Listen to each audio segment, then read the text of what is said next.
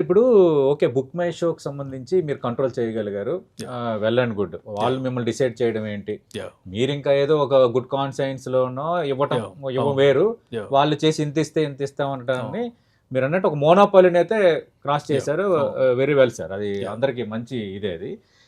వేరాజ్ మరి ఓటీటీల విషయంలో కూడా కొంత ప్రొడ్యూసర్లు బాగా ఇబ్బంది పడుతున్నారని యాహ్!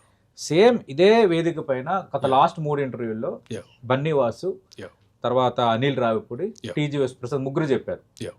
ఈ ఓటీటీలు మీరందరూ అనుకుంటున్నట్టు ఓటీటీ బిజినెస్ అయిపోయింది ఇంకా సినిమా రిలీజ్‌కి ముందే వాళ్ళకి పెట్టిన డబ్బులు వచ్చేసాయి ఇట్లా అనుకుంటున్నారు. అది లేదండి అని యాహ్! అంటున్నారు. ఏది సార్ ఏంటి ఫ్యాక్ట్ ఏంటి?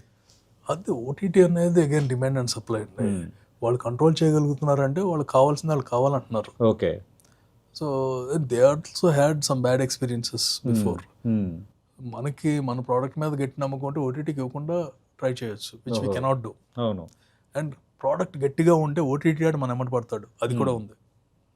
హ్మ్. సో, అది నేను it's just demand and supply అండి. వాళ్ళ మీద మనం డిపెండ్ అవ్వకూడదండి. మన కంటెంట్ మీద డిపెండ్ అయితే హ్మ్.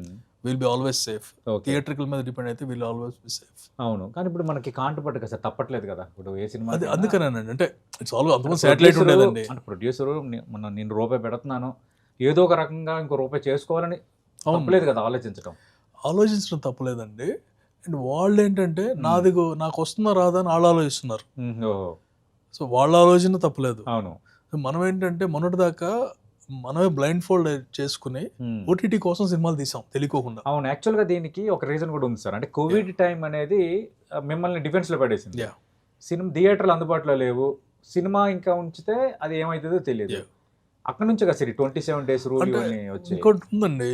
అది గుడ్, బ్యాడ్ కూడా. హ్మ్. ఇప్పుడు నాకే 'మహాసముద్రం'కి ఓటీటీ చాలా పెద్ద ప్రైస్ ఇద్దామని ట్రై చేశారు. ఓహో! వాళ్ళు అప్రోచ్ అయ్యారు. ఆహా! అప్పుడు మనం ఏంటి థియేట్రికల్ లేకుండా ఏంటి అవును. అని చెప్పేసి థియేటర్ రిలీజ్ చేసాం. ఓకే. అదే ఓటీటీ రిలీజ్ చేసుంటే గనక సినిమా మంచి సినిమానే ఉండేది. ఓటీటీ బానే ఉంటుందనుండేది. Hmm. And would have got financial benefit. అవును. సో, చేయలేదు. It's my own call. Okay.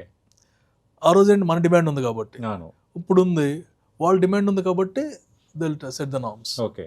కానీ ఇప్పుడు ఈ థియేటర్‌లు కూడా ఇబ్బందుల్లో ఉంటున్నాయి కదా సార్. దాదాపు మన ఊర్లలో మీరు నేను అంటే చిన్నప్పుడు యాహ్!